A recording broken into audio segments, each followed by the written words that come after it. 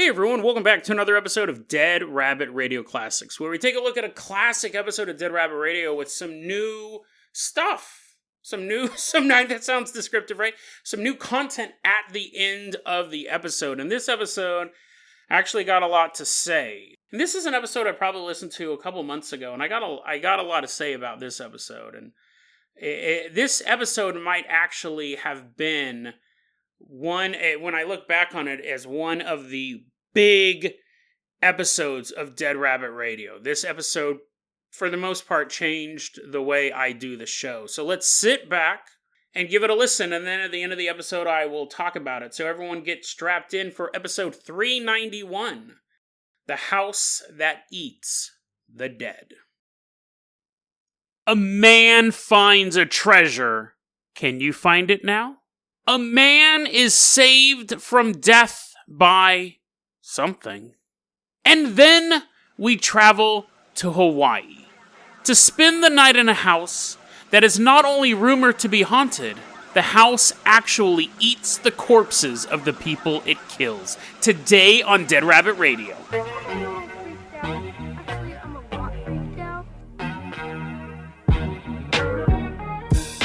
Hey everyone, welcome back to another episode of Dead Rabbit Radio. I'm your host, Jason Carpenter. I'm having a great day. Hope you guys are having a great day too. We got a lot of stuff to cover, so we're going to jump right into this. But first off, we got to give a special shout out to my newest Patreon. I got another one, Natty the Nat. Natty the Nat? Natie the Nat. Thank you, Natty. Whatever. Thank you. I shouldn't say whatever. You're donating money to the show. Thank you, Natty, for supporting the podcast. Really appreciate it. Should have asked how to pronounce your name, but I didn't. It's time to record this episode. So, Natty, hats off to you. Now, since normally we throw the Patreon supporter the keys to the Carpenter Copter or whatever vehicle we're taking, but because Natty is a gnat, we're just going to ride on Natty the whole time. So, everyone climb on the back of this giant flying insect. Gnats fly, right? Jump on top of Natty. We're flying to southwestern Oregon for our first story. The whole way. It's kind of cool because it's like the back vibrates. We're like, woo! We're like holding cups of pudding, and it's like we're holding cups of milk, and then the other ingredient in pudding, and it's just shaking. That's how you make pudding, right? You just shake it. What's the thing you shake to make? Shake and bake? Anyways, we're flying to southwestern Oregon. We're actually taking Natty back in time to July 18th, 1856. So imagine like old-timey, not the Dixie song. That's too old-timey, but imagine like old-timey, and the U.S. government calls in this dude named John Evans, and they're like, John Evans, we're with the Department of the Interior. We have a mission for you. We want you to like walk around Oregon and report back to us. Now, he was not just some dude. Well, he was, but he was also a doctor, and he was a geological dude. But he was made of silica. He was a rock man. So anyways, John Evans is like, I will do my duty to your country. He's walking around southwestern Oregon. He's just walking along trails, making maps and stuff like this. And eventually, he's done, right? That's how tasks normally go. You get assigned a task, and eventually you finish it. He starts off in Port Orford in Oregon, and then he ends up in the Willamette River area. He's like, all done. Now, 1859 rolls around. He's sitting at home, and he goes, you know what? I got all these like cool things that I found on my journeys through southwestern Oregon. I should find out what these are. I mean, yes, I am made of rock, and I should recognize my rock beings. I should recognize my fellow rockmen, but I don't recognize some of the stuff. So I'm going to send it off to the Boston Society of Natural History. I got some homies there. They can take a look at this stuff and tell me what this stuff is. Because really, he was just making maps and stuff for the government. He wasn't making maps, but he was basically just going on a survey for the government. But he was putting a little stuff in his pocket too, man. Daddy needed a new pair of drums because he kept going to the point that his drum got worn out. Sends it off to the Boston dudes. The Bostonians are looking at it and they're like, this is weird. And also, I can't do a Boston accent, so I'm not even going to try. This is wicked smart. Whoever got this mineral. They then contact John and say, hey, you sent us this stuff. Where'd you get it from? And he's like, oh, well, on my journeys up in southwestern Oregon, I came across what had to have been a 10-ton boulder just sitting on top of this mountain, right? I walked up to it and I go, oh, this is kind of shiny. Papa needs a new pair of drumsticks. He cuts off a bit of it, puts it in his little pouch. And then I mailed it to you. And the people in Boston are like, oh, that's wicked smart that you did that to us. How about we tell you, how about I stop doing this bad accent? The Bostonian people say, listen, what this is from a super, super rare meteorite. And John Evans is like, how rare? And the Bostonians go, $300 million rare. And then John Evans' eyes, bouncing out dollar signs on him, his tongue. And the Bostonians are like, yeah, we've been doing that all day long. Where's the rest of this meteorite? This mineral is worth hundreds of millions of dollars in old-timey money. So it's going to be worth even more if anyone ever records a podcast about this in 2020. Now, he goes, I'll show you where it's at, because obviously I can't move a 10-ton boulder myself. And he assembles a team, and then he dies of pneumonia before, because he wasn't going to tell anyone where it was at, obviously, because he would end up going there, and there'd be some, like, bad guy with a big mustache flying away on a helicopter. They didn't have those. Flying away in a heliotrope, carrying this boulder, going like, ha ha ha, John Evans, you will be poor forever. Flying away. So he didn't tell anyone where it was at. He was going to lead an expedition there. He dies of pneumonia. Now, there's two ways to look at this story. One is that since 1859, people have been looking for this meteorite. He gave a brief, like in his papers, they know where he went. So they feel like they can kind of narrow it down. But treasure hunters have been looking for this. Professional geologists, map people, whatever they're called, have been looking for it. Cartographers? I only know that because I play Minecraft. And then even the Smithsonian can't find it. Now, what has happened is now people go, it's a hoax. It was a hoax. There is no meteorite up there. They say it was a hoax because the dude in 1859 was poor, which I don't know, he might have been. He might have simply been poor in spirit, but had wealth and friends around him. Who knows? But they say he was poor. They also said that it matches a meteorite. It was meteorite rock, but it matches a meteorite that crashed in Chile in 1822. And he was in Panama City, which is not really close to Chile, but apparently this is the idea. He bought the minerals at some market in Panama City. And then he comes back up to America. The U.S. government sends him on this tour. He does it, but realizes he doesn't have any money. He spent all his money on drum equipment. And then he goes, wait a second, I'm going to run this scam. I'm going to send these little shavings to Boston University. They're going to tell me I'm wicked smart. They're going to send them back. And then I'll start this whole thing where I found it and it's worth millions of dollars. Ka-ching, ka-cho. That's the theory. They believe that because of them, when they look at them now, they say these are exactly like the meteorite that fell in Chile. So it has to be a phony, right? So as of now, people stop looking for this thing, really. But I am going to throw out another theory. It's real. That's the official story. He was poor. He had these things that he bought at a flea market in Panama City that were from a Chilean meteorite. He knew the value of them. He sent them off to the Boston people, and they told him this. And he goes, oh, I know. I found this in Oregon. Give me a bunch of money. We'll assemble a team. As long as I don't die of pneumonia, I'll be rich afterwards. Here's the problem with that.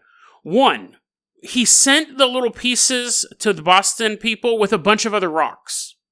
So it didn't seem like he was like, oh, here, I think these are valuable. He sent it to him years afterwards, and he didn't leave a note saying, hey, I think these are super valuable, check these. It was just like, here's a bunch of stuff. I was wondering if you could run some tests on it. Two, that's a pretty long scam, right? Like, wouldn't it have been easier for him to just sell the directions to be like, oh, yeah, I could go on the journey with you and get a $300 million rock. Or I could sell you, that you give me $10,000 and I'll give you a map there, and then he could just disappear into Panama City. He could leave the country, right? That'd be a short-term con. There's a long-term con where then you have to get like people to contractors and heliotropes to help fly around to pick up the rock, all sorts of stuff. So it's a pretty long con. One, he has to make sure that the people he's sending it to will recognize it as a valuable thing.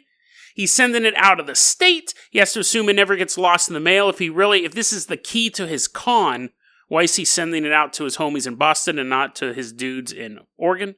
But here's the biggest thing. People go, it's obviously a piece of the Chilean meteorite because it is chemically or minerally the same thing. But Has people never heard of, meteorite? What are those things called when there's a bunch of meteors? Meteor shower, right? So, if you had a planet, Krypton blows up 10 million years ago, and there's a bunch of chunks flying through space, right? And you're like, Jason, that's not what it means. Every meteor shower is not Krypton blowing up. But, if you had a giant thing blow up and crumble, doesn't just fall on one part of Earth. Like, I've seen Armageddon. Like, it trails out and destroys a bunch of stuff. So, what's to say that there is not a meteorite that is from the same source that the Chilean meteorite was, that also crashed in the 1820s in the middle of Oregon. Nobody saw it. And then it's sitting there. That's why it would be exactly like the other one. So, I believe that the Port Orford meteorite, which is what it's called, it's pronounced correctly by other people, but the Port Orford meteorite is real. I believe it's real. But I don't know. It could be wrong. He could have frauded the whole thing. I just thought about this. Some people are just really bad at committing crimes. Some people are just, suck at it, right? So maybe he didn't know that there's a short con and there's a long con. Maybe this is the only con he could think of. But let's go ahead and move on to our next story here. Now, our next story is from my 1988 file. Collection of short UFO and weird encounters from the year 1988. I got from the website thinkaboutitdocs.com.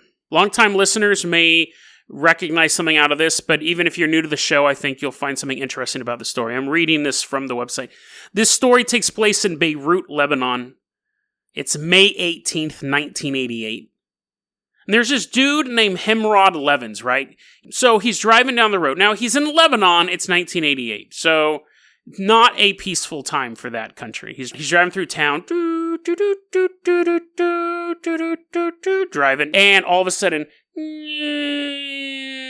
bombs start falling. He starts... I think he did more than a comically distraught sound. He was definitely panicked. And bombs are falling all over the city. And he's like, this is it. And he says, suddenly, everything went quiet. And Hemrod is now floating up. And he's like, I'm dead. Like a bomb fell on me, and I'm dead. And then next thing he knows, he's in this metallic container. And while he's in this container, he looks over, and there's a wheel spinning super fast. Also in this container with him. Definitely alien. Like, to me, and I've talked about this before, the idea of dying, what terrifies me the most about dying is the abstractness of death. Now, I don't believe you're just annihilated. I don't believe you're necessarily walking around in cities of gold. I don't know what it is. I could become an infinite geometrical pattern that's aware of everything in the universe. I could become reincarnated as a frog, but in an alternate universes where frogs are like butterflies. I can't comprehend the next stage. So stories like this are inherently creepy to me, because what if when you die, we're just some big old metal eggs and they're just wheels? And that'd be cool for the first 10 minutes, but then afterwards you're like, this is it? That's what creeps me out about death. Is there gravity in the afterlife? Is there a moon? Is there any... it trips me out. Anyways, we're not going to get into my own hang-ups about the afterlife, because this story here, he's sitting in this mechanical device, like a sphere almost, and the spinning wheel begins to talk to him. Now, we don't have a lot of details of this, because I'm getting this as a condensed version from this website. And I couldn't find any that's the thing about this 1988 website. Sometimes I can find follow-up details, and sometimes it just seems to be encounters think about it, docs.com. They're not personal encounters people have written in. They're stuff they've culled from magazine articles and books. So, anyways, he's watching this wheel spin, and he says, the wheel begins to speak to me in my language, which would be Arabic, I believe. I don't think there's a language called Lebanese. There might be.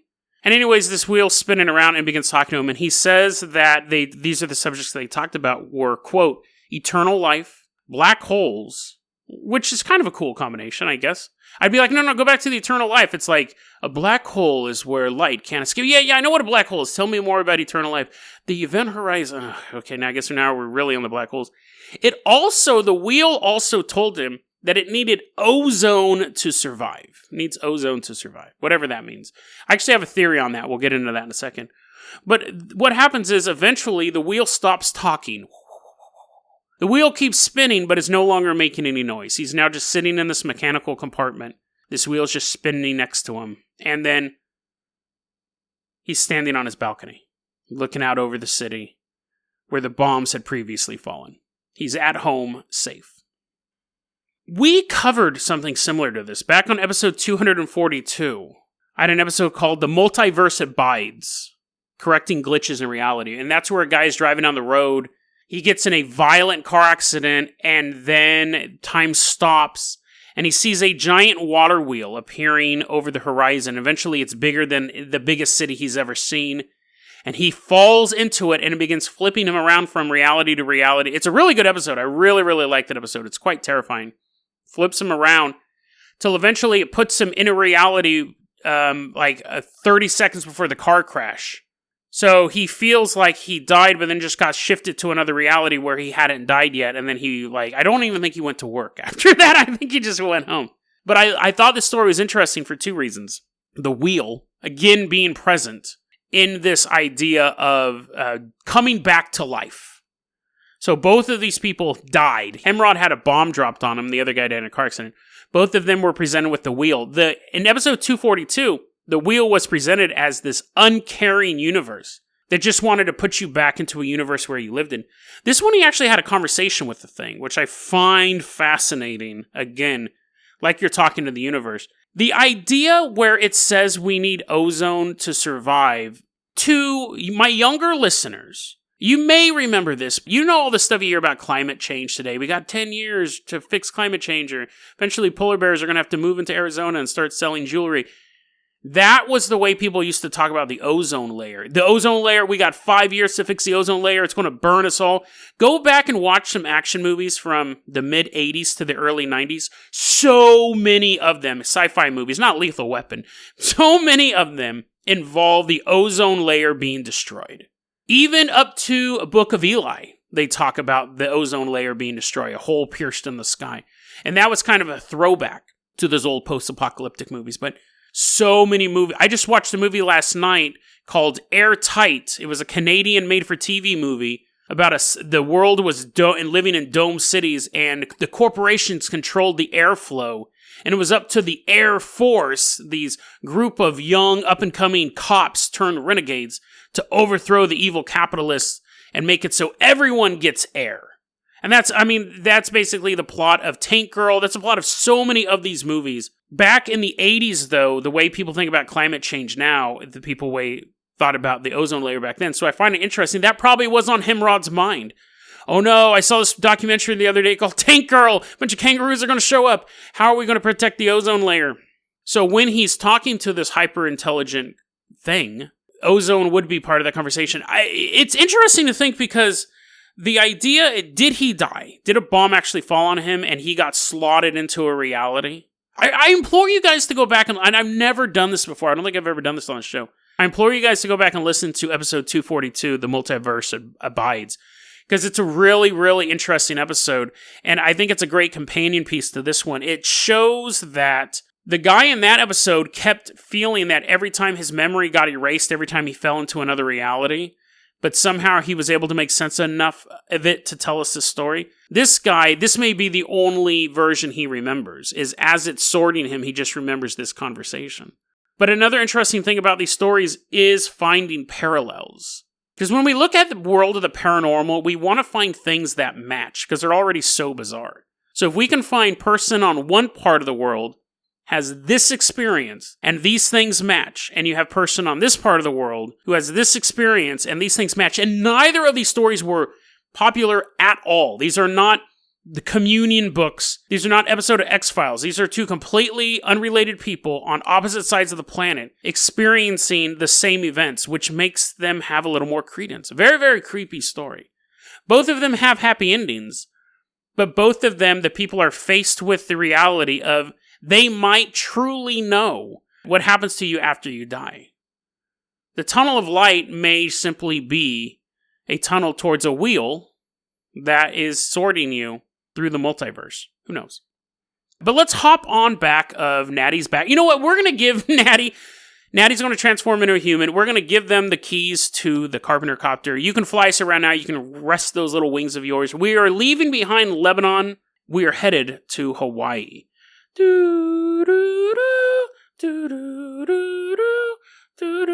That sounds like a creepy nursery rhyme version. Is that an authentic Hawaiian song? You're like Jason, I heard it the first time. You don't have to say it again. And no, not only is it not a tropical song, it might be vaguely racist that you go into that song. Let's put on our leis, though, as we fly into Hawaii. Specifically, we're going to the island of Honolulu. Turn on invisibility mode and hit that button. We're going back in time to the mid-19th century. So 1800s, right? 1850. And there we're going to meet a family in Honolulu named the Kaimuki family, or Kaimuki family. How you pronounce it? Probably not, but that's how it's spelled. How did I say it? Kaimuki family. We're like, hey, Kaimukis, and they're like, hello, weirdos, all hopping out of a helicopter piloted by a bug, giant gnat. There's a father, there's a wife, 2 little kids, a normal family. And the patriarch of the family has this house built, known as the Kaimuki House. A little Honolulu house. Everything's going fine there. But one day, for no reason, the father, they're Japanese by the way, I don't know if I said that, or if that name was self-explanatory. But anyways, one day, the father gets his katana, and his wife and his kids are sitting there, and he's like, kills them all, and then he buries them in the backyard. Chops them up, buries them in the backyard.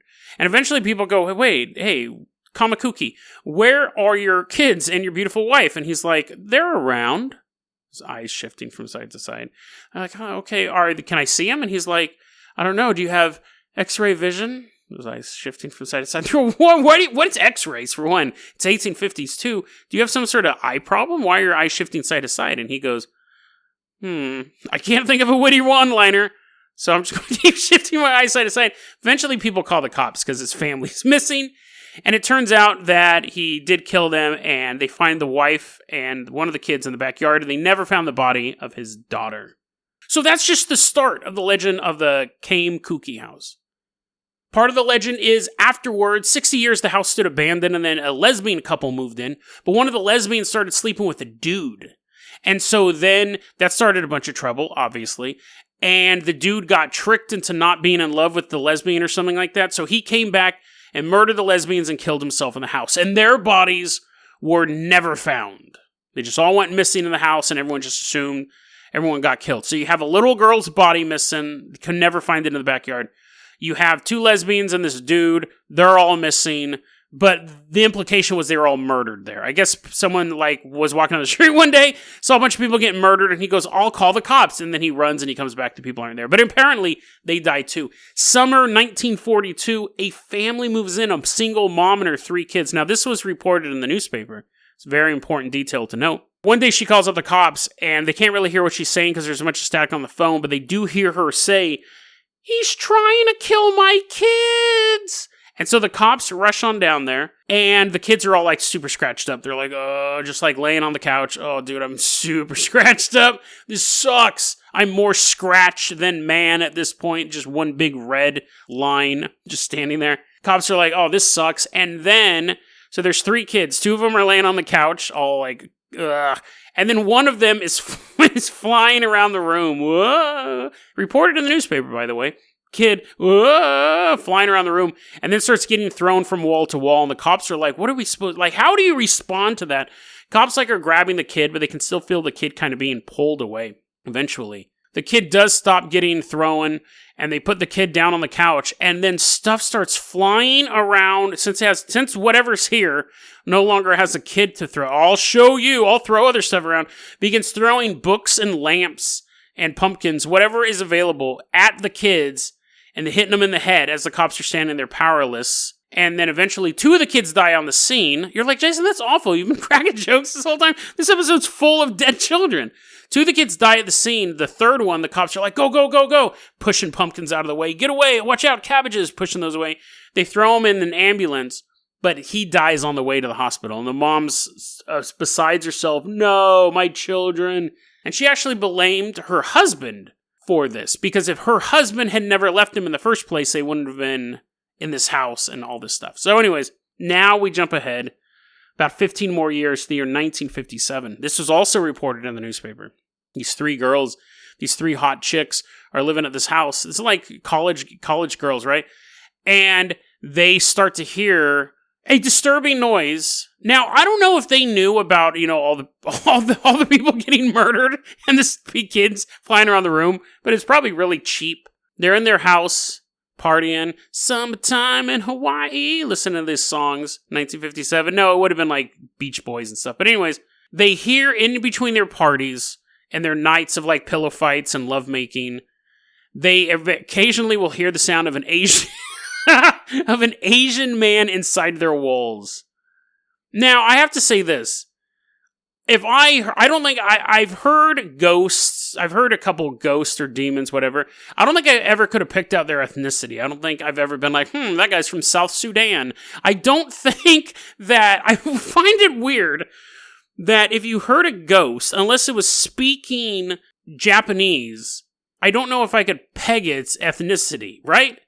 Like, I mean, unless it was being overly stereotypical, like it was an offensively bad ghost, I don't think I would be able to be like, that guy seems like he's from the Shanghai region of Mongolia. So, but apparently these women, this guy was either Mickey Rooney level stereotype Asian, or these girls just heard Japanese. We don't know.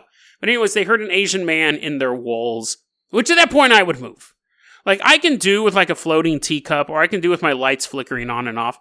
If I heard a man in my walls, I'm out. If I heard a woman in my walls, I'll be sticking around for a while. But man in my walls, no.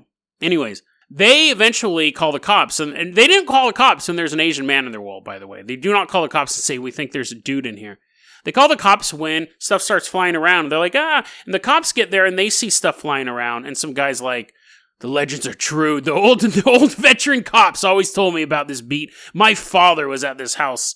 Well, I guess it's only been 15 years. I don't think it'd be long enough for his dad to have done the case.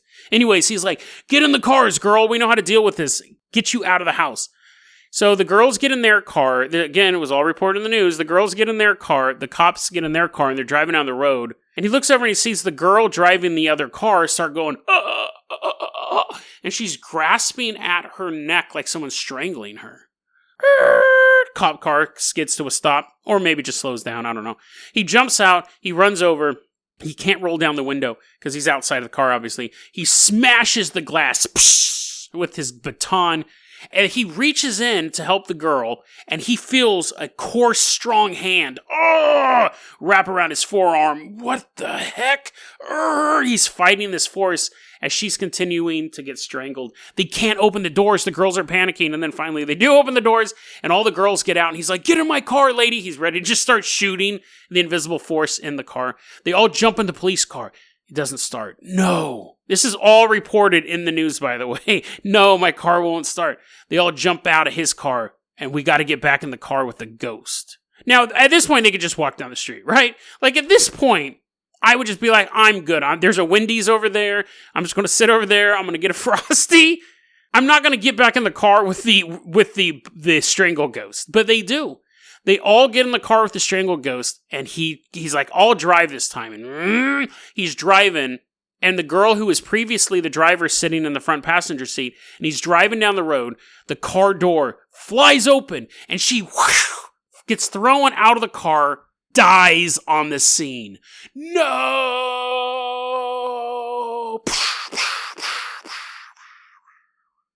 That's the end of the legend of the Kaimuki House. Because if you go to this neighborhood in Hawaii, because it's a real neighborhood, the house itself doesn't exist. Now there's like a duplex built there. But if you go there, people will say, oh, don't say that duplex. That is where these stories took place. And you can find copies of these articles online as well, detailing those latest 2 events. The problem is, None of it's real. Now, I didn't waste your time because I have an interesting theory about this. But the only thing we know for a fact is that there is a piece of land in a neighborhood in Honolulu where people believe a haunted house used to exist. The idea of the Kaimuki family, or whatever you pronounce it, they don't seem to exist. There's no record of them existing. There was a house that was there, supposedly that was destroyed. Old-timers will say there used to be a house there. Whether or not that was the actual name of the house, nobody knows. There's no record of a man murdering his family. Now, of course, men have murdered their families, but at this location, there's no proof of any of that happening. The lesbians moving in together and then dating, no proof of that whatsoever. But Jason, you kept talking about the news articles. There are news articles. They are copies of news articles, but there's no name of the newspaper they came from. There's no date when the newspaper was published. There's no byline for the author. It's just a photograph of a newspaper article with all of the information you can use to locate it taken out, to the point that it is written like a real article. They are very, very convincing. But when you get to officer and the name of the cop's name, it's redacted. When you get to the address of the house, it's redacted. When you get to the names of the girls, it's redacted. These articles are extremely convincing. Take it from a guy with an associate's degree in journalism. This is what news articles look like, but they're fake. There's an article on the overlyopinionated.com called I lived in the most haunted house in Hawaii, and it talks about they moved into this house when it was a duplex, and they said every neighbor said, oh, be careful, that house is haunted. Like, the house doesn't exist anymore, but where that duplex is at. Everyone in the neighborhood had a story about the Kaimuki House. When this person, I forgot to write the name down, I apologize, but when the person, you can check out the article, it's real interesting. When the person was talking to other people outside of the neighborhood, they lived in this house, the story, oh, don't live there. So it had a legend of being haunted, even though there's absolutely no real proof that it's being haunted. And they said, I feel it was haunted. The person who wrote the article says, I feel like it was haunted, but I didn't feel like it was a sinister haunting. I did get woken up a couple times, the temperature was low, and it was kind of creepy. But they said they'd never felt menacing, haunting level stuff. So, Jason, why did you tell us a story about a haunting that you not only don't believe is true, but is almost demonstrably false? This is the interesting thing about this story. Why was this story created? Somebody made this story up. Somebody went through a lot of effort to make this story up. Writing news articles that would fool a journalism expert, myself, my associate's degree in journalism. They look like real articles. They're screenshotted like real articles. They're written exactly like a journalist would write these articles. This isn't creepypasta. This is a very well done mock-up. Which leads us to one of two things. It's a publicity stunt for a project, which could be the case. We saw that with the Lone Pine Devils. I covered them. It's a very, very well-known cryptid. Turns out the entire thing's made up. It was a marketing gimmick for a short film. But people today still talk about the Lone Pine Devils. I saw something about it on Reddit the other day. Like, it's a real thing. But let's put on our conspiracy caps for a second. What if, and I have a little bit, I'm kind of investigating this right now. I have a little bit of a lead on a story. But I believe it is possible that there is a group or groups of people that are purchasing haunted locations. To what end? I don't know. Could be a simple marketing gimmick for them. Could be something more sinister. But there is a group or groups of people that are currently purchasing haunted locations. But the thing about a haunted location is there's only so many of them. What if you can begin to create them, manufacture them? If you can get enough people to believe in something, does that thing become real? Or, if not real, more real than it used to be? Think about it this way. When you're walking through a neighborhood, you look at a house, take a normal house. You look at it and you go, that's a normal house. But then you start telling people that house is creepy. Whenever I walk by that house, I get a weird vibe. And you start telling everyone that. You go to a party. Hey, my name's Jason. Have I talked to you about that house? Really, really creepy house. You can build the myth. And then you get maybe 10% of the people go, you're right. I remember driving by that house once and it was kind of creepy. That's how these haunted house stories start.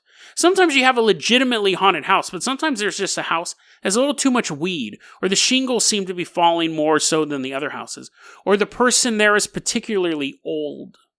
The haunted house legends start. But those stories don't have mock news articles. Those are local legends. They stay local legends. The people in the neighborhood go, oh, this house is creepy, but it doesn't bleed into the internet at large. But this one did. This one seems to be an active push towards making this house being haunted. So why is somebody taking a normal plot of land, taking an urban legend about that, and creating plausible evidence and pushing it onto the internet? Is there a war? Are groups trying to buy up haunted houses, haunted locations? When we look at all of these stories we've done about these little community like Stoll Cemetery, where they've completely shut it down and the locals don't let anyone in. There was the other dark forest place, I think it was in Connecticut. It was the same thing. The people are like, this is a private land, even though it has all these legends about ghosts, it's private land, the police. Is there a real estate war for haunted locations in America, if not the world? And if that is true, and we'll be investigating that in a further episode, but if that is true, if you can't buy up a haunted location, you can create a haunted location, and you can get enough people to believe that a location is haunted that it feeds it with a little bit of sinister energy, a little bit more, a little bit more. You keep pushing that in there until a place that was otherwise just a normal place, when someone stays there, goes, it was kind of haunted. As this story grows and more people put their psychic energy into believing this story to be true, will it go from just a mild haunting waking up with a cold spot to being woken up with the sound of an Asian man in the walls right behind your bed? I don't know the answer to whether or not people can create a haunting using their thoughts. I believe so, but that's a big question. The more important question right now is, who is behind this story? Because someone is trying really, really hard to get people to believe that this plot of land is haunted. And if they're not doing it for commercial gain, is it the tip of an incredibly dark conspiracy of people, of humans, trying to control the world of the paranormal? DeadRabbitRadio@gmail.com is going to be our email address. You can also hit us up at Facebook.com/DeadRabbitRadio. Twitter is @DeadRabbitRadio. Dead Rabbit Radio is the daily paranormal, conspiracy, and true crime podcast. You don't have to listen to it every day, but I'm glad you listened to it today. Have a great one, guys. So there you go. That was episode 391, The House That Eats the Dead. I hate this episode. This episode completely changed the way I started doing the show, and it took 600 episodes for me to fix it. So let me kind of explain what I'm talking about here. Even my show notes on this episode are a joke. This is the way that I do the story. And this, if you're a longtime listener of the show, you'll be like, "Oh, dude, this I never realized why Jason did this." This show, there is no guidebook on how to do a podcast. There's nothing like that. Podcasting is so brand new. We're basically in the early 1980s of the VHS. Even though it's been around for 10 years, it's nowhere near its beginning as a art form or as a media form. It's been around since 2003, around there, 2004, but nobody knows how to make money off of it, right? Ad companies are still going like, what do we do? And you'll see articles about how much money podcasts are making, or people have these huge Patreons. The last podcast on the left, I mean, great success for that one just financially. They have that other one, QAnon Anonymous or something like that. There's another they make tons of money through their Patreon, through their sponsors and stuff like that, but those are the unicorns. There's no guidebook on how to do this. So when I started doing this show, I had nothing to reference it off of other than podcasts that I listened to. And even they're kind of stumbling through the dark, right? The way I do this show is that I'm constantly reading stories, looking for stuff. I'm writing up notes, usually like a page of notes in a notepad, not like Eminem, like a text pad on my computer, usually like a page, maybe two. And I'm reading the notes and I'm telling the story. And I'm completely going off the top of my head as far as like what I'm saying. That's why I usually laugh at jokes, because I'm hearing it for the first time too, like it just popped into my head. So what does that have anything to do with this episode? We talked about a meteorite. We talked about a UFO involving a black hole, I think. I listened to this episode months ago, and I was like, I can't listen to this episode again. It actively makes me mad. But looking at the show notes, it mentions that, but then the show notes are botched. And then the Kaimuki House. The Kaimuki House, the house that eats the dead. And that's the problem. It really pisses me off that I just randomly listened to this episode, and since I've listened to this episode, I no longer do 3 stories an episode. It was in the middle of season 18, maybe right towards the beginning. I was walking home from work. I don't listen to my podcast as much anymore, right? Because there's just so many episodes. I listen to it when I record it, and then I edit it, and then it's done. I randomly put this in. I think I was thinking about what episodes would I do for classics, and I'll have to listen to a couple. Not every episode's a Dead Rabbit Radio Classic. I was listening to this episode, and I was walking down the street, and I was hearing about the meteorite story, and I was like, oh, this is a really cool story. Like, oh, I remember this detail. Oh, I don't remember that. Like, oh, that's really cool. And then, like, a bird would fly by, and I would look at the bird, and then my attention would come back to the podcast, and I'm like, what in the world is going on? What am I talking about? What?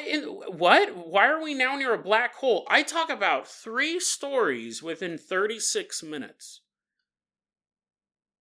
And I heard that, and I was like, I know I've done this a ton of times. I know I've taken 3 really cool stories. And you figure, not including the introduction, right, that's normally like 4 to 5 minutes. I've gotten that down real good. Nowadays, pretty much, hey everyone, welcome back to another episode. 2, the first vehicle taking off is 1.5 minutes. And I think that's super fair to the Patreon. That's super fair to the people who are supporting the show financially. And it's fair to the new listener. So that's really, really shrunk down. That catchphrase I do, we got a lot of stuff to cover, so let's get started right away. That's almost an acknowledgement of how I used to just do these really long intros. Never too long, but sometimes I would start to talk about something like Dead Rabbit Recommends is now in the middle of episodes, usually in the middle of the week. That's planned out that way. It's usually on Wednesdays. Hey everyone, let's go ahead and get started. Walking into, it's just moving that show along at a good clip. And that was stuff that I figured out along the way because I know what I don't like when I'm listening to a podcast. I knew that I had fixed all that stuff, but 3 stories in an episode, the reason why I did that, and this is why I talked about all that stuff in the beginning about there's no guide on how to do this, and my process, the reason why I did that was because I very, very often am doubting the stories I choose. There will be times, so I do a live episode for the Patreons. Everyone hears it. They just get to hear it recorded live. I don't do bonus content for people who pay. That's something that I would love to do on one hand, but on the other hand, I hate as a listener. Right? I hate being told, for the second part of the episode, join the Patreon, or if you want to know more about this, I can't stand that. So I try to balance it between rewarding the Patreon supporters and giving the people the content for free. That's a big thing for me. And I'm very grateful that I'm able to do that. Like, I have really supportive Patreon community and live stream community and all that. So I can give all the other content away for free. But they'll hear me when I'm getting ready to do an episode on Monday. I say this all the time. I go, I'm still trying to figure out what stories I'm doing today. I doubt, and I did this for 800 episodes. The reason why I had 3 stories in an episode is because I didn't know if the stories were strong enough to stand on their own. Basically, I had 2 stories ready to go, and I go, oh, I don't know if a story... And think about this. This is what I was thinking. I don't know if a story about a hoax meteorite and all of these people trying to hunt down this chunk that may or may not be worth billions of dollars and a house that eats people, I don't know if those stories are strong enough on their own. So I'm going to throw in this story about this black hole, this wheel flying around the black hole or whatever it was. Again, I can't even find the notes for that, and I don't want to re-listen to the episode because that was a total mistake. Those 2 stories were great. I'm not patting myself on the back. I'm saying the stories themselves are very interesting. You could have just told those 2 stories, but instead you took 36 minutes to cram 3 stories in, and that editing, dude. Sometimes it sounds... Some of these episodes are paced so fast that if something catches your attention, and I know a lot of people wash their dishes while they're listening to this or playing Minecraft and stuff like that, and that's totally fine because I do that too. But I know that if you have a nice long journey and you have 2 stories, it's far easier to follow the line than 3 stories. And I used to look at the seconds in between stops, and I would make them shorter. I don't do that anymore. So now because again, I was actually really mad, and I was like, I wonder how many people heard episodes like this for the first time and go, whoa, dude, like, this is just flying by at a clip. Like, it's not a race. But the reason why I would do that, and now going back, you can hear it a lot, that I chose 3 stories because I had 2 stories and I didn't think they were strong enough. And so I threw 3 stories in. And I won't say that it ruined the show, but I think that I do think that it's harder to follow when stuff's going that fast. And I think it does the stories a disservice. I'm actually a little miffed at myself for doing that because I did it all the time. Oh, I don't know if this story's good enough. Oh, I don't know if this story's good enough. And I do that all the time. And then people are like, you pick the weirdest stories. Like, your stuff is so obscure. And it's funny because I know other podcasts will take one story and stretch it out over 3 episodes. So it's like, I can't stand that either, because what happens is I'll watch the first episode of something, then I'll just go look it up on Wikipedia. If I'm really interested, I'm not going to wait 3 weeks. I'm just going to read the rest. But it miffs me because I know that I've done this multiple times, and this was an episode I caught it in. And it's egregious. It's edited way too quickly. There's too many stories for the 36 minutes. So what you will see, people who listen to the show a lot, in the middle of season 18 and going forward, the episodes have slowed down.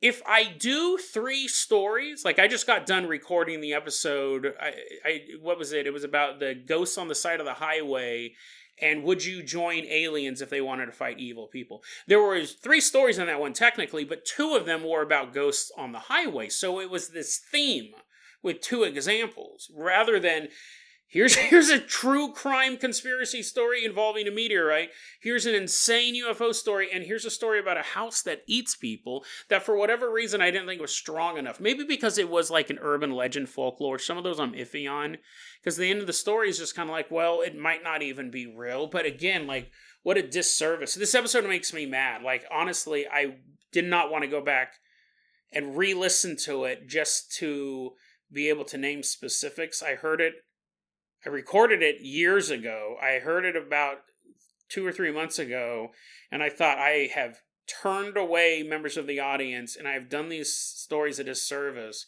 So going forward, you'll note the show is actually noticeably slowed down. The edits are no longer super close. You'll hear 2-3 seconds. See, that's something that again, a lot of people are doing their homework, washing their dishes, playing Minecraft, driving in their car. So they're not listening to that stuff. But sometimes, and I'm really into a podcast, I'm listening to the podcast. So I'm creating it for both people. I'm creating it for the person who it's white noise, they fall asleep, they laugh at a couple jokes, it's a good time. And then I make it for the person who they're like, this is how I start my day. Like, this is what I listen to on my break or on my drive to work, and I'm listening to it, and I'm creating it for both audiences. So I will build out those 3-second gaps. There's no handbook on how to do this, and there's a huge difference. I've gotten rid of them. Sometimes those gaps are like half a second, a minute, and it's just bam, bam, bam, bam. And then sometimes I'm trying to cram 3 stories into 30 minutes, right? You think 10 minutes a story is good, but it never works like that. Just do 2 15-minute stories, bro. So yeah, this episode changed going forward how I do the show and how I plan for the show. That day, when I went home, I was getting ready to record stuff or set stuff up for the next week. That day I said, nope, no more 3 stories in an episode. At all.